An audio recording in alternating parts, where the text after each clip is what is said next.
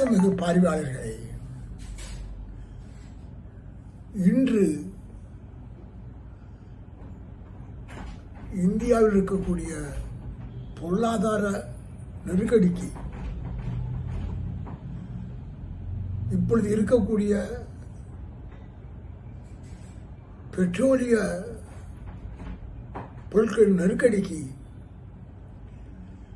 காரணங்களை பற்றி இந்திய பத்திரிகைகள்,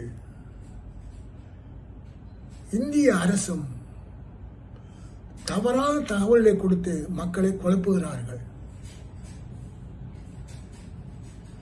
இது ஏன் அவங்க இப்படி செய்யறாங்க நமக்கு தெரியல. இந்திய எண்ணெய் நிறுவனங்கள், பொதுத்துறையும் தனியாரும் பெட்ரோலிய எரிபொருட்களை நெருக்கடி காலத்தில் சமாளிக்க சேமிப்பு 90 நாட்களுக்கு வரும் என்று அரசு வெளியிடும் ஒரு புள்ளிவிவரம் கூறுவதாக பிசினஸ் லைன் என்ற ஒரு பத்திரிகை செய்தி வெளியிட்டுள்ளது. 90 நாளைக்கு சேமிப்பு வைத்திருக்கக்கூடிய இந்தியா, அதே வேளையில் சீனாவில் 40 நாளைக்கு தான் வருமா அவங்க சேமிப்பு. அவன் அங்கே மக்களை மிரட்டி விலையை உயர்த்தல. ஆனால் இவங்க அதை காண்பித்து விலையை உயர்த்துறாங்க. இதுக்கு அநியாய காரணம் என்ன என்பதை புரிந்து கொள்ள வேண்டும். ஏனென்றால் இந்தியாவில் உள்ள பொதுத்துறை நிறுவனங்களும் தனியார் நிறுவனங்களும் அவருடைய லாபம் குறையக்கூடாது என்பதற்காக என்ன ஏற்கனவே ரூபாயின் மதிப்பு விழுந்துகிட்டே இருக்குது. அது 90லேருந்து 92, இப்போ 93க்கு வந்துட்டுது.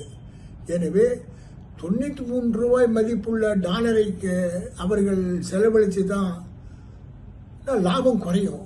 எனவே அதை மறைப்பதற்காக இவங்க என்ன பண்ணுறாங்கன்னா விலையை கூட்டிட்டாங்க. இப்போ பெட்ரோலிய விலை கூட நம்ம நுகர்வோர் அதிக விலை கொடுத்து வாங்கினா அவனுக்கு லாபம் குறையாது, அவங்களுடைய டாலருக்கு சம்பாத்தியம் பண்ணுவதற்கு உதவும்.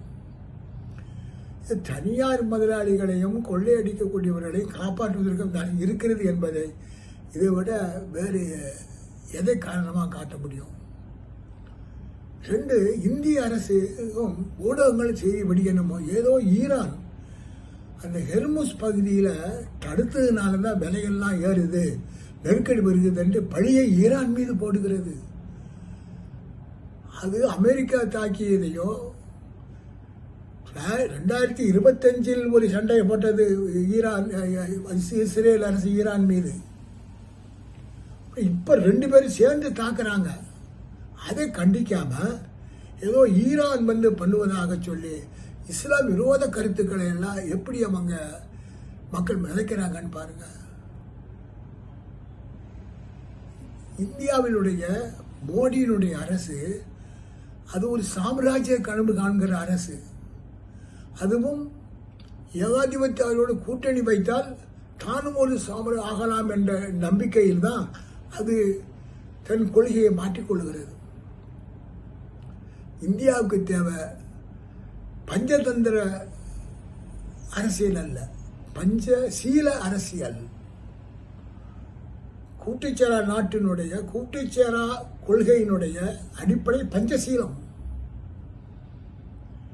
நேரு காலத்தில் அதை ஒரு பார்கெனிங் கவுண்டராக பயன்படுத்தினார். அப்போ நமக்கு அதனுடைய பாதிப்பு ஏற்படலை. ஆனால் இப்பொழுது இந்திய மக்கள் தங்களுடைய உரிமைகளை இழந்து தங்களுடைய வாழ்க்கையை துறந்து இவர் சாம்ராஜ்யவாதி ஆவதற்காக ஏகாதிபத்திய தாசர்களுக்கு சேவை செய்வதை நாம் எப்படி பார்க்க முடியும்? எனவே பொதுமக்களாகிய நாம் இந்த அரசை கேள்வி கேட்கிற முறையிலே திறன் நிற்க வேண்டும் என்று தாழ்மையோடு கேட்டுக்கொள்கிறேன்.